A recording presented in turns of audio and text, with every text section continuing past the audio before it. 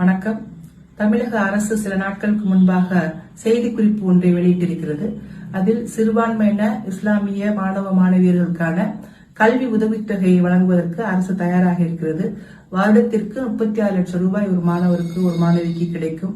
அதற்காக அரசு 3,60,00,000 ரூபாயை ஒதுக்கீடு செய்திருக்கிறது இந்த ஆண்டிற்கு மட்டும். அதற்கான 3 நிபந்தனைகளையும் அரசு சொல்லியிருக்கிறது. ஒன்று, தரவரிசையின் கீழாக 250 பல்கலைக்கழகங்களுக்குள் ஒன்றாக அந்த பல்கலைக்கழகம் இருக்க வேண்டும். இரண்டாவது, பெற்றோருடைய ஆண்டு வருமானம் 8 லட்சம் மட்டும்தான் இருக்க வேண்டும். மூன்றாவதாக, அந்த மாணவர்களுடைய கல்வி தேர்ச்சி விகிதம் 60% இருக்க வேண்டும். இந்த 3 நிபந்தனையின் கீழாக நீங்கள் யார் வேண்டுமானாலும் விண்ணப்பிக்க முடியும். அதன் மூலமாக அரசினுடைய இந்த கல்வித் தொகையை நீங்கள் பெற முடியும்.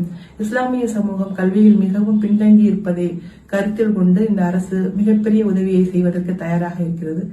நாம் கல்வி பெறுவோம், இதை பயன்படுத்திக் கொள்வோம் என்று உங்களிடம் பணிவோடு கேட்டுக்கொள்கிறேன். இதற்கு எப்படி விண்ணப்பிக்கலாம் என்பதற்கான தகவலை என்னுடைய வீடியோவுக்கு கீழாக நீங்கள் காண முடியும்.